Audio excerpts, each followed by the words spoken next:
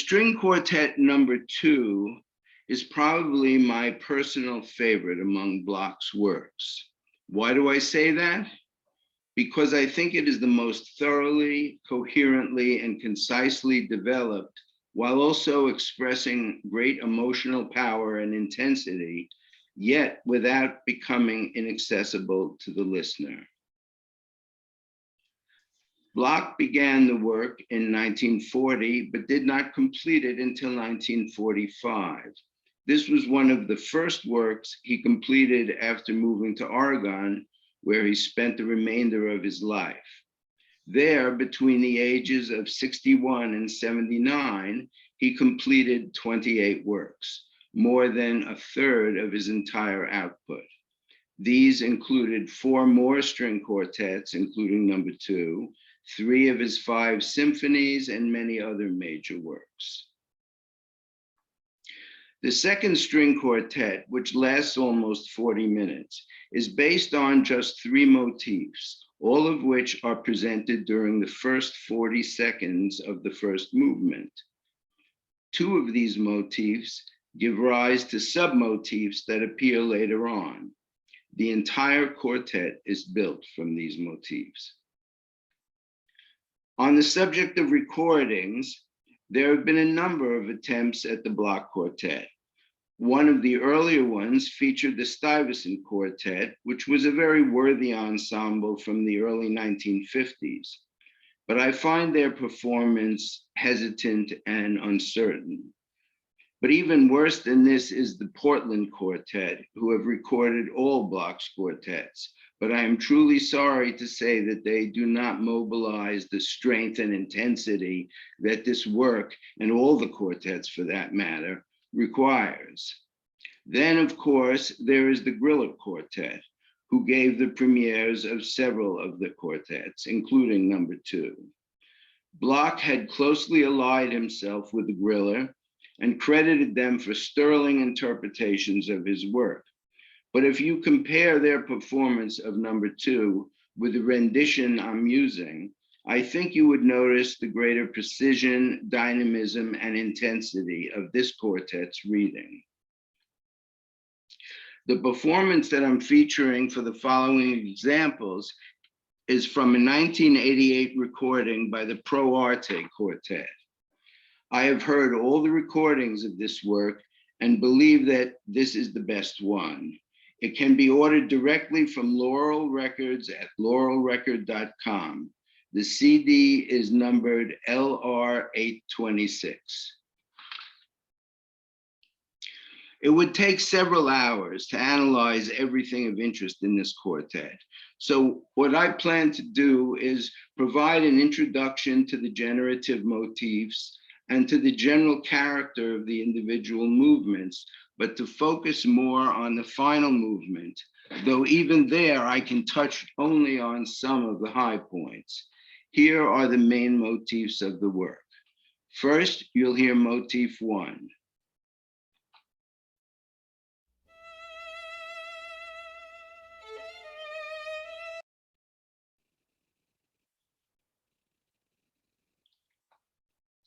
Motif 2 consists of 2 pairs of the interval of a minor second.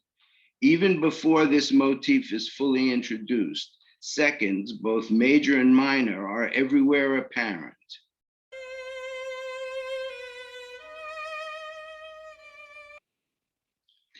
The motif appears with the final note an octave higher in many of its appearances, such as in the 4th movement, which you will see shortly.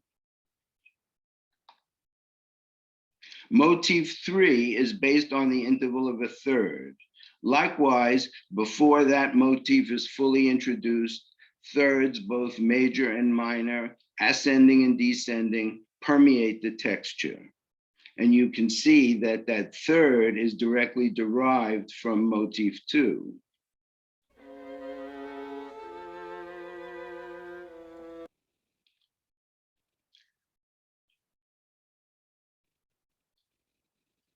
Now I'll play the first 38 seconds of the first movement so that you can hear the context during which all the motifs are introduced.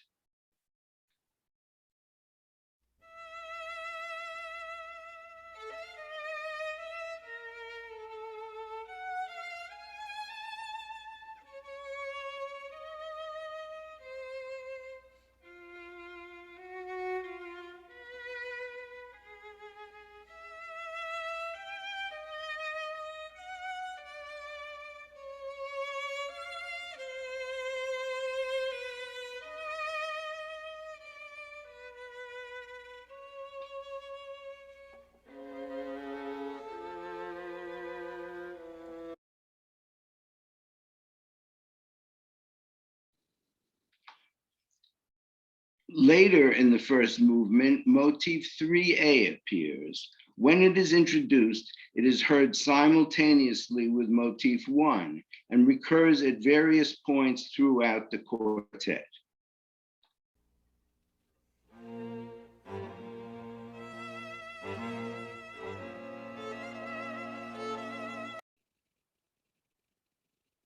The remainder of the first movement is a rather austere contemplative reflection on all these motifs. Next, I'd like to give just a taste of the second and third movements. The second is a savage scherzo based on motif 2.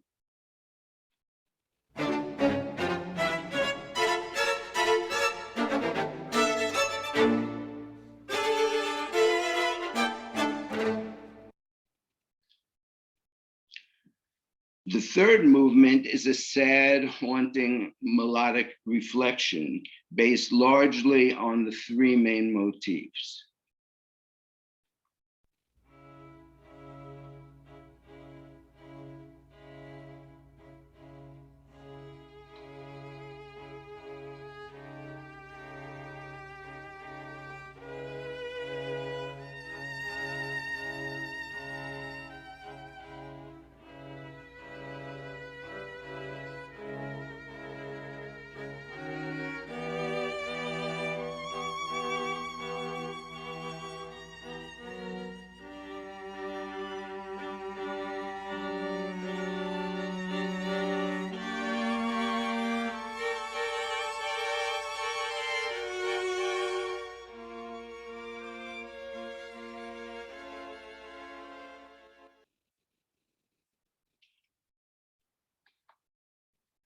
The fourth movement is really the culmination of the quartet.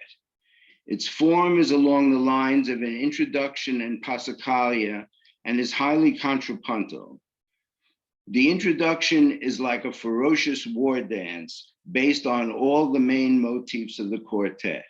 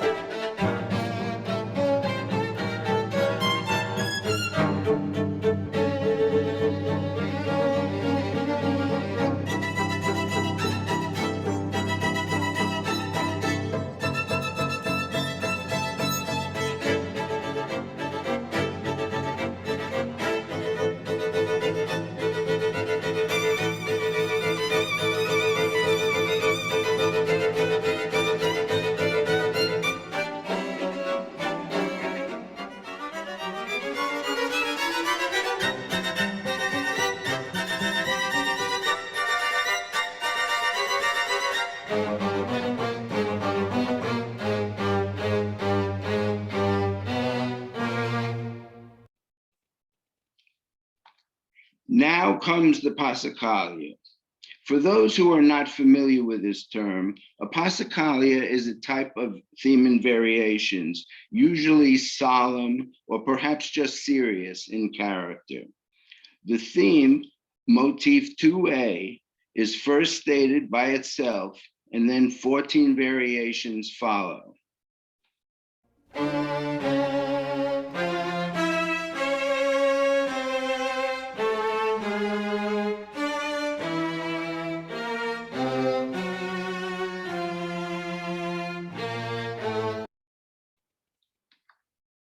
Oops. Sorry, that was an accident. As is customary, the variations start simply, but gradually the momentum increases and even the theme itself is varied. There is some fugal development building to a cathartic, almost ecstatic climax, which leads to a serene epilogue. The work ends with a valedictory statement of motif 1. I'll now play the Passacaglia all the way through to the end of the work. To orient you, I'll note that this will last about 12 minutes.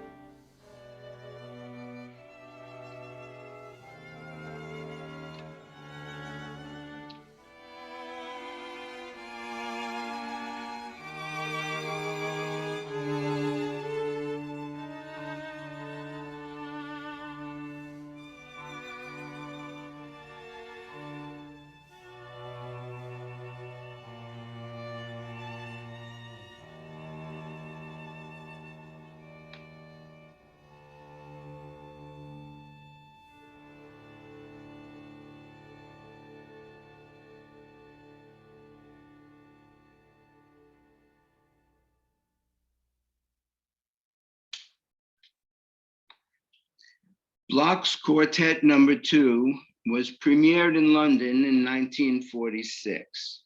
The following year, it was awarded the New York Music Critics Circle Award. New York Times critic Olin Downs found the work, quote, the most personal music that Bloch has produced. He has followed only his inner vision with no thought of pre-established ideas or concepts of form. The English critic Ernest Newman called it, quote, the finest work of our time in this genre, one that is worthy to stand beside the last quartets of Beethoven. To me, the quartet captures both the grim harshness and the noble idealism of Bloch's spiritual vision at its most eloquent. I hope that you have all enjoyed it.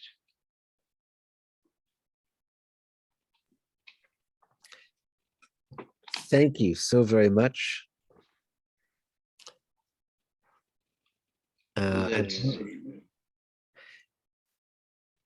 Well, you want to stop share, click on where it says stop share. There we There go. we go. Great. Okay. Thank you. Thank you so very much for that. You make a very persuasive case for the special qualities of this quartet, especially that extremely dense motivic working out of something very large scale on the basis of just a few musical ideas. One thing that occurs to me just looking at your separation of the motives into motive 1, 2, 3, 3A, and so on, is that what you call motives 1, 2, and 3 maybe can be even further reduced.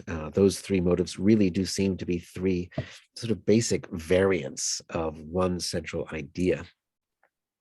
The odd one out in that case is what you're calling motive 3A, and that was actually my first question.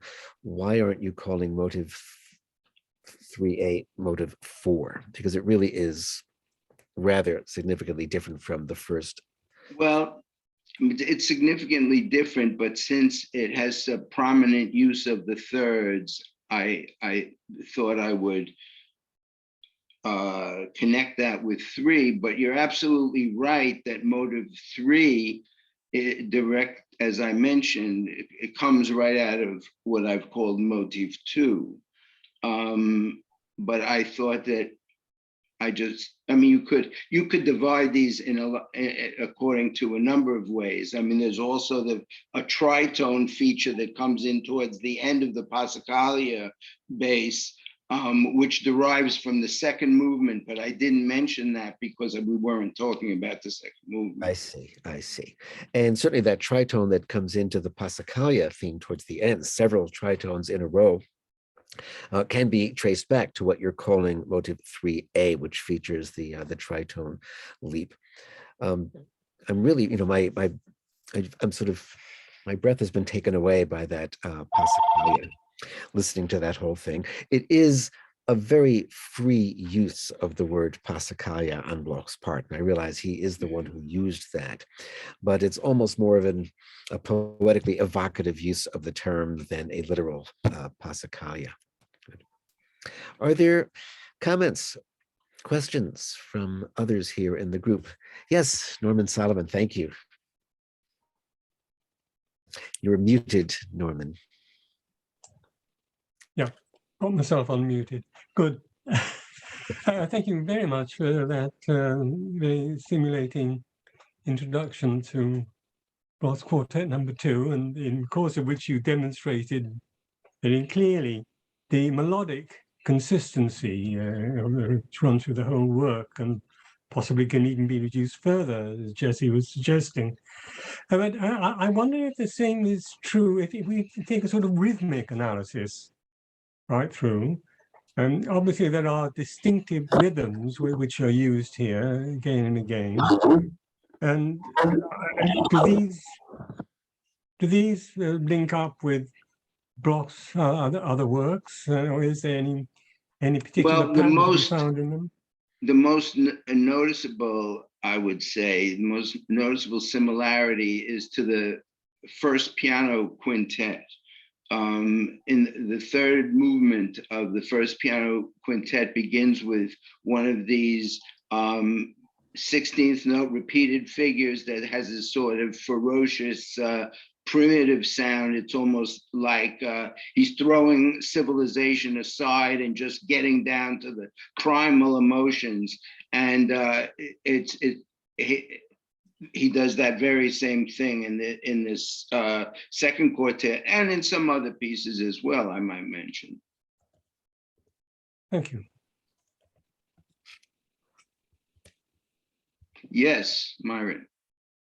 I was very struck by the epilogue in the piece, and struck not just by its role in this piece, but by the extent to which Bloch uses epilogues in other works. You know, the first violin sonata, for example, or even a smaller piece like the 5 sketches in sepia. The final movement is an epilogue, and you know what we have in these pieces is very grim material right before which then Bloch sort of allows to blossom into something that's warm and consoling, even. And I'm curious if you can say something about what this says about his outlook. I think that generally when we think of Bloch, minus the Concerti Grossi and other lighter works, we think of a pretty pessimistic type of composer, who then in some of these very serious works has these kind of luxurious, reassuring moments. Yes, well, I'd say that almost all of Bloch's music that highlights what I've called the harshness. What did I say? The grim harshness of his vision almost always ends with a consoling epilogue. The exception to this, the notable exception to this, is Shlomo, which ends extremely pessimistically. But almost all the other really serious works have a consoling ending. And I think it probably does say something about either the way he saw things or the way he wanted to see things. Those who know more about him personally might be able to comment on that.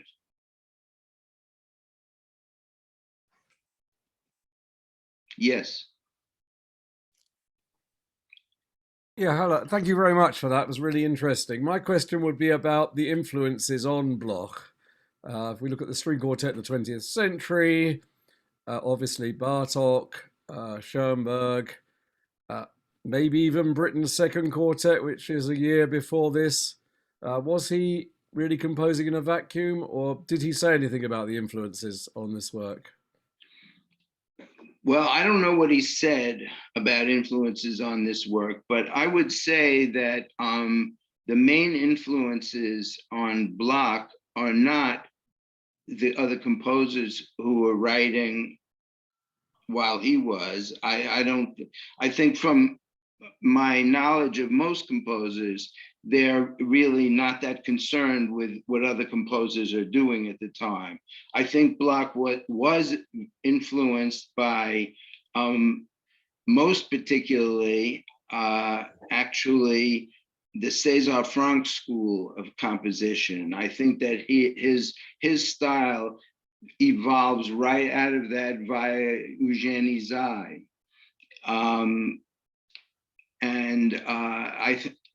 But there are also, I mean, he was outspoken in his tremendous admiration for Mahler, and you can hear Strauss and you can hear Mussorgsky. But mostly, what I always say is when you know a composer's music well, they really just sound like themselves more than they sound like anybody else. I mean, I could recognize any Bloch piece within 15 seconds. And, any resemblance to any other composer, I think, is just coincidental and not terribly important.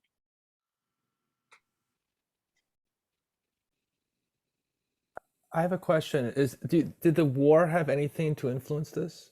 Because I feel that stress when I'm listening to that Passacaglia. Well,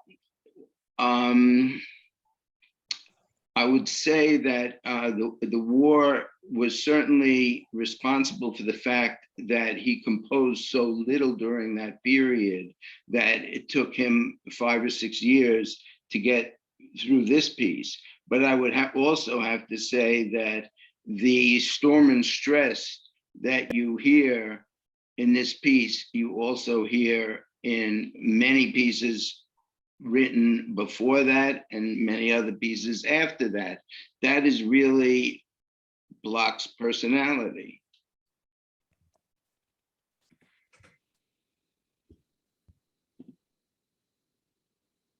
You know, on the topic of influence, if I could just get back to that point for a moment, the instant a word like Passacaglia is brought into the discourse, there's almost no way not to think about Johann Sebastian Bach. Just because even though there are plenty of other Passacaglias out there in the world, the Passacaglia and Fugue in C minor for organ is sort of this monumentally well-known popular piece that had achieved a new popularity, a new lease on life through the orchestration of Stokowski in the United States right around that time. And I think Respighi had also made his own orchestrations, transcription for orchestra. And Elgar. Elgar also transcribed that Passacaglia by Bach for orchestra. Wow, I did not know that. Did not know that. And just one other, I'm not sure if there's anything to this, but you pointed out very correctly that even though there is a minor second down and then two more notes, also a minor second down, that gets flipped. One of the minor seconds down is inverted to a major seventh ascending, which strikes me in an odd way as an almost Schoenbergian maneuver. The idea that you can, let's say, respect a basic shape, a Grundgestalt of a theme, even when you're putting this kind of octave displacement into the way the themes are sounding. I'm wondering if that could be seen almost as a quasi-rapprochement with Schoenberg, even though Bloch and Schoenberg are so commonly regarded as lying at antipodes. And even that Passacaglia theme, it's not exactly a 12-tone theme, but it comes pretty close. You do hear nine tones. Nine tones. Yeah. Yeah, I think that's a very good point. Although I said before that most composers aren't that concerned with what other composers are doing, 12-tone writing was at that time such a big thing that he couldn't avoid having been at least piqued by that. And I think that actually in the fourth string quartet, there is actual 12-tone writing. And I think that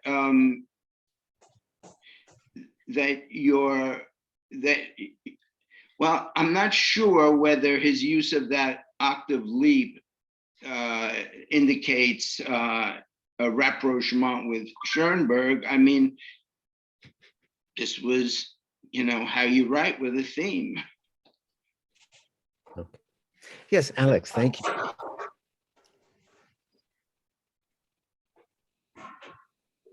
Unmute. Right, yeah. Thanks very, very much, Walter. No, it was really great to hear this work again. It happens that I listened to it early this morning on a recording that I have by the Grillers. I wanted to hear it all the way through because it'd been a while since I'd last heard it. And it is a very, very remarkable piece, as you point out, and I sort of find it very, very compelling. About the question of the very chromatic intervals in it, it seems to me that, like, once again, with Bloch, one has to try and reconcile a contradiction. The contradiction being that he used tone rows, 12 tone rows sometimes, and yet at the same time, he was so bitterly opposed to serial technique that he found other people using. And I think the reason he was bitterly opposed to it was because he felt it was so intellectual and so cerebral and so lacking in any kind of musical feeling or expressiveness that he felt it was completely antipathetic, if that's the right word, to what he was doing, which was to express incredible, a wide, huge range and amplitudes of emotion in his music, from the gentlest to the most violent. And so at the same time as saying that you can't do that in serial music, he did it in serial music as well. And it's interesting that the Passacaglia does actually culminate, in this particular work, it does culminate in a fugue. And yes. So, which I think is really, in a sense, does show his tribute to the Baroque, and particularly to Bach, because he loved all those forms, preludes, fugues, and everything else that goes along with that. which brings me just to another question I would like to ask you, Walter. Why is it that so many commentators spoke of that last third of Bloch's output that you mentioned, the Agate Beach period, as being so different from what came before, so much more objective, so much less emotional? Because so many commentators have written that. Whereas this piece must be one of the most emotional and intense and highly charged compositions that Bloch ever wrote. I mean, if one listens not only to the last movement, but also earlier on, the second movement, etc., is absolutely packed with all sorts of extremes of emotion, of extremes of range, of dynamics, etc. And I'm just wondering, what do you feel is the reason why people felt that the latter works, the Agate Beach period works, were so very different from the emotionalism of, say, the Jewish cycle and other works that Bloch composed before he came back from Europe and lived in Agate Beach? Well, first, I would like to say that all the points that you made at the beginning of your statement, I totally agree with exactly. And I think that your question is a very apt question. And without meaning to sound glib, how can I say this without sounding glib? I would say that it speaks to how superficially people come to a conclusion after a casual exposure to a piece of music. I mean, there are other pieces like the Concerto Symphonique for piano and orchestra, hugely powerful piece.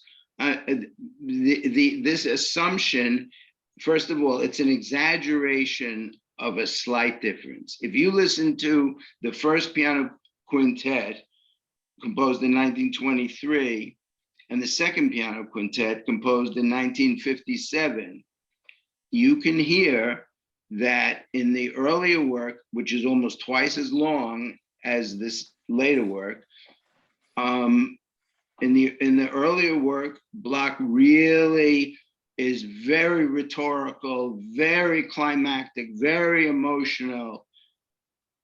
The second quintet is also all those things, but tighter. Not so much self-indulgence in extremities of emotion, but the extremity isn't there, but the intensity is there. I think that listening to those two piano quintets is the best way to understand the difference between the earlier Bloch and the later Bloch. But I think that last third of his works includes many great works that are hardly known at all. I mean, how many people know the third, fourth, and fifth string quartets, the second piano quintet? I mean, not to mention the Sinfonia Breve, the Symphony in E flat. These are all major works. And I don't think, sorry. I would be curious to look at all these reviews that people have talked about this, and how many of these reviewers were influenced by the other reviews. You know what I mean? That often happens. That exact thing often happens. You know, opinions stated one place get regurgitated and somewhat exaggerated sometimes. I think that's absolutely true. And the fact that he wrote the second Concerto Grosso, which showed sort of a return to a Baroque concept, I think may have fostered some of that assumption that he was becoming more classical. The other factor is that Bloch was regarded as a very avant-garde figure. during the 19 teens and 1920s. But by the time we got to the late 40s, he didn't change, but music around him changed, and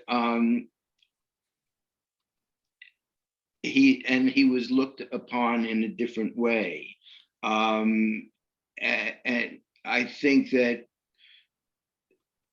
it was sort of, it was part of the moving him to the side of things, which I think is really what happened. I think in the 1950s, he was sort of pushed aside because serial music was in the mainstream, and nobody ever really went back to take another look at some of these things. They just, I mean, when I ask young people now, and I love to do this just to get a sense, because, you know, I'm an old man, I don't know what young people know now.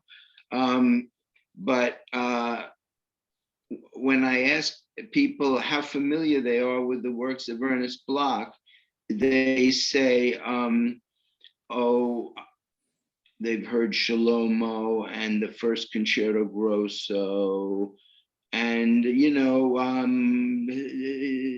other pieces for cello. Did he write other pieces for cello?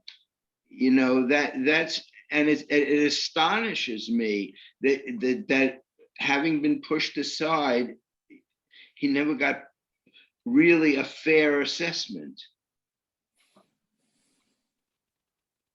I mean, another example is his early opera, Macbeth. That's a piece that you can, if you look that up in reference books, you will always see it described, at least anything written more than 20 years ago, as an immature work, doesn't really show his mature stylistic evolution. If any of you heard that performance of the first act of Macbeth from one of the Midwestern colleges that was just shown about a month ago, you could see it's recognizable as Bloch from the instant it starts. And it's a powerful work, but it has always been pushed to the side because it's assumed that, well, if it's before Shlomo, it must be really early. And, you know, the fact is he was all of 29 when he completed it. Not exactly a child.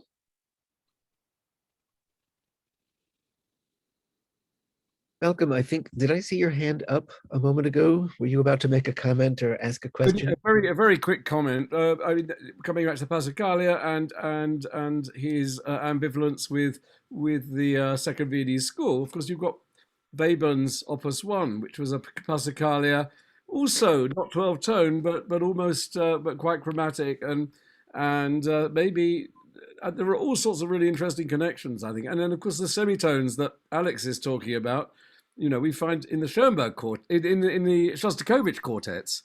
And so I agree with Walter that, you know, Bloch sounds like Bloch, and he does, absolutely. But maybe in hindsight that we can see all sorts of really interesting connections. That was all. Thank you. Good point. Further comments or questions for Walter Simmons? Yes, hi, Eric, please. Unmute yourself. Hi, thank you. That was wonderful. I learned a lot. Thank you. I'm a non-musician, but I've learned a little bit along the way.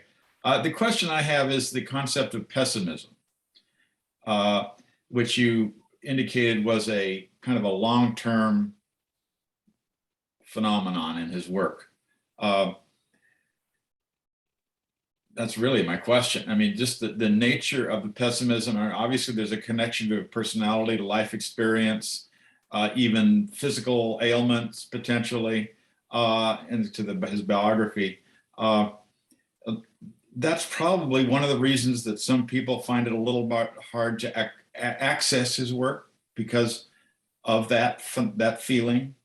Nonetheless, it was fundamental. So I guess I just would be interested in you expounding on that aspect.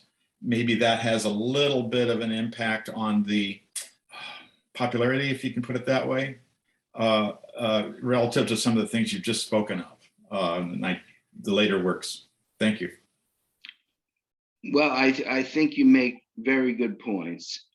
Everything that you said is true. And I think that it's also true that probably the average listener would rather hear cheerful music than morose music.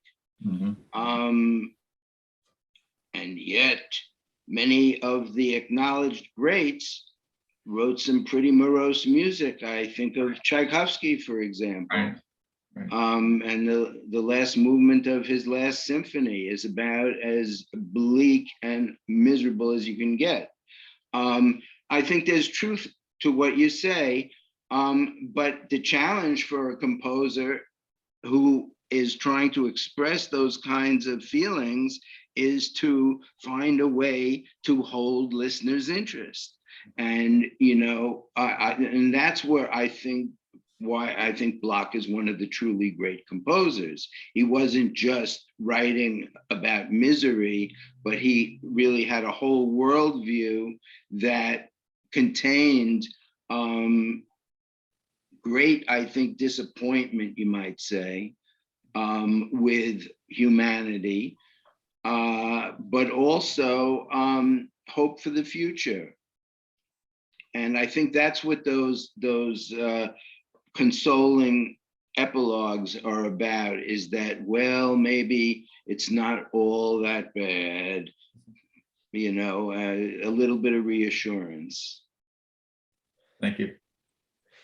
You know, with regard to pessimism and the way that word has tended to follow Bloch around like a Homeric epithet, I wonder how much of that might not go back to this status of Shlomo as the greatest hit of Bloch, just because of what Bloch himself said, that the Solomon represented or expressed in that piece is the Solomon of the book of Ecclesiastes and all of the deep pessimism that we read in that part of scripture, with everything being a vanity and chasing after the wind and so on.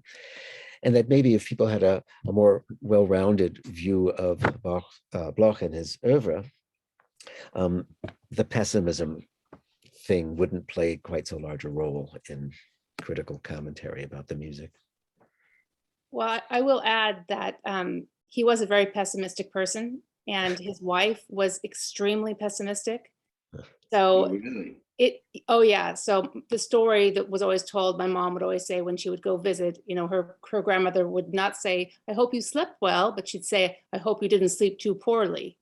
You know, her glass was always half empty. So this was part of, and this is his partner besides all the other women he had in his life. And honestly, possibly part of having all these other women in his life was to have a little bit of positivity in his life. But he did have a constant negative partner. She was not positive. She did not see a bright future or a great outlook, but she was there. And he was a hypochondriac, and there was always something wrong. And I think, you know, having music as a channel to, you know, but I agree, it's not all pessimistic. The music, you know, there's, as in everything, as in life, there is light, there is dark. And I think for him, showing both was important. To just write something pretty, it's kind of like my grandmother with drawing. You don't just make a painting of a pretty picture. You know, you've got to have the light and the dark in there. There's got to be the dead leaf on the ground as well as a fresh blossom. You know, there's the juxtaposition of the two makes you appreciate it all. Very good points. Very good points. And I think that that's true. I think what you say about his wife, I'm sure is true. You would know, but it's also pretty clear that was his personality too. I mean, if you listen throughout his output, that's the case is that the major works are usually very serious / gloomy, but there are cheerful pieces among them, or pieces that have cheerful parts to them, and you know, a lot of them are great fun. Well, the Concerto Grosso #1, it's why it's my favorite piece. I could listen to that anytime, any day, and I can't with a lot of his music. And I listen to everything at one point, but I don't go back to some pieces because I don't maybe want to be brought into that mood. And, you know, if you're not left with the mood after listening to something, then I don't think you're really getting it. So. Right. I agree. Yes, that's true. And the Concerto Grosso #1 probably is the most upbeat type of piece that he wrote. Yeah, I'm I just try to tell trying to people think. it's not really indicative of his over of music, but it is a beautiful piece. It is. I mean, it was written, as you probably know, as an exercise for his students to demonstrate something. But being a great composer, he couldn't just do that for, you know, pedantic pedagogical reasons. He had to write a great piece, and he did.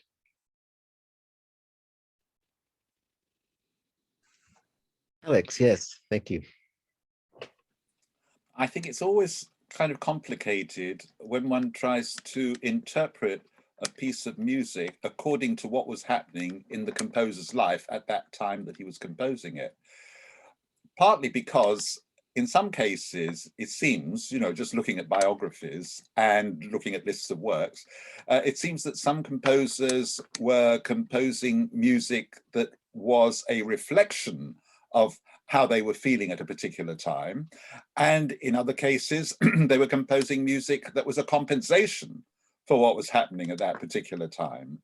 And so therefore, I think it's not necessarily the case that one can actually interpret the music and the life as being one and the same thing. And so therefore, clearly, I mean, for example, with the Concerto Grosso #1, Bloch was composing it at a time when he was just at the very end of his time at Cleveland. But unfortunately, for one reason or another, he was having a very hard time and he had to leave and take on a new job in San Francisco. Nevertheless, one could say that the Concerto Grosso is a very sunny piece of music, and it reflects huge energy and huge joie de vivre. So I think, and I love it too, by the way. I mean, I respond to it very, very strongly, I must say. And I think that with Bloch, there is always this this undertone. My feeling is that it's not so much that it's melancholy or that it's pessimistic, but it's always intense.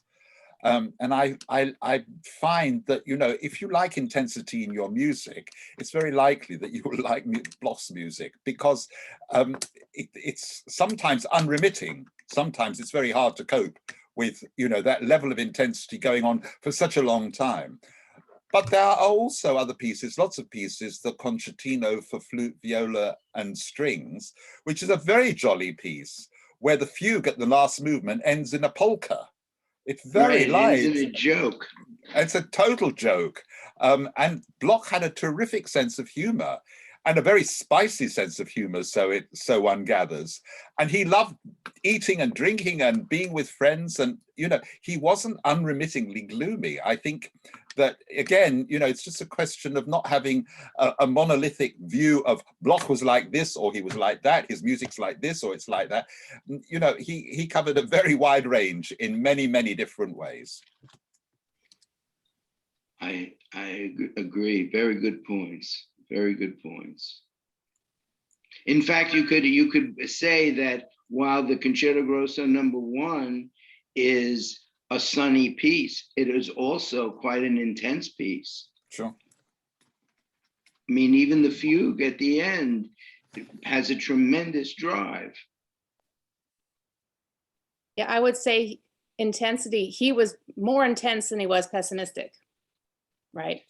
Fair enough. Intense in his good and bad. I mean, it wouldn't surprise me if nowadays they would say he was bipolar because his mood swings were so intense. Yes, I've heard people say that. Yeah. Yeah, I think that's true.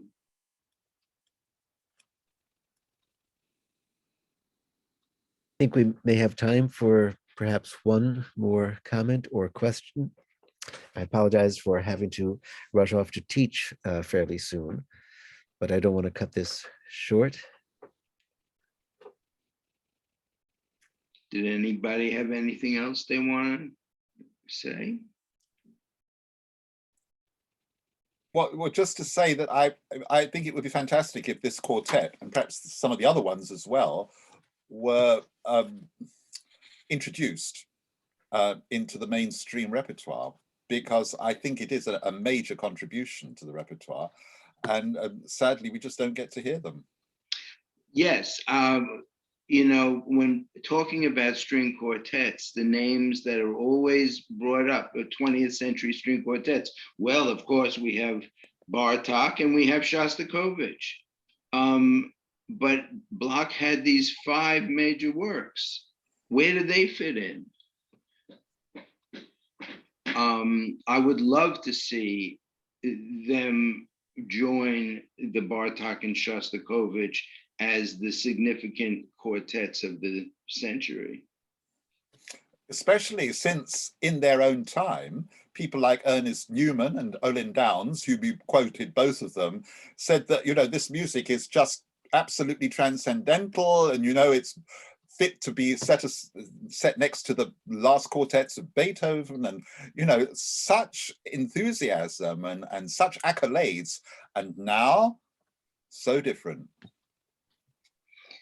Yes, yes. I have one question. Do you think that he's just pegged as a Jewish composer? I mean, that's something I was thinking when we're talking about this, because, you know, there's so many great works that everybody's been talking about, and I mean, and I mean, when we keep on going back to Shlomo, well, that's part of the Jewish cycle. I mean, I even think a Sweeter Break is another one, which is also happens later, right? Those are people that, you know, that's one that violas use a lot as well. So it's but we don't talk about these string quartets. We don't talk. I mean, we're sort of getting more of the sonatas for violin and piano. I mean, I just that's what I always feel with Bloch. It's like he's always pegged as that Jewish composer versus this very broad composer who does variety of different works and a variety of different moods and such. Yeah. Right. Well, I have said a number of times that I think that looking at Bloch as a Jewish composer has served to really limit the scope of how he is perceived by the music world. The analogy that I use is, if we only heard Bartók's Hungarian, obviously Hungarian pieces, and we talked about Bartók just as a Hungarian composer, there's a lot of pieces that would never get mentioned, such as those 6-string quartets, or, you know, many other works, the Concerto for Orchestra, that have nothing really to do with Hungarian music. He was seen as a great composer who was also Hungarian, and that influenced some of his work. And I would say the exact same thing about Bloch. That he was a great composer who happened to be Jewish, and Judaism influenced some of his works, but he was much more than that.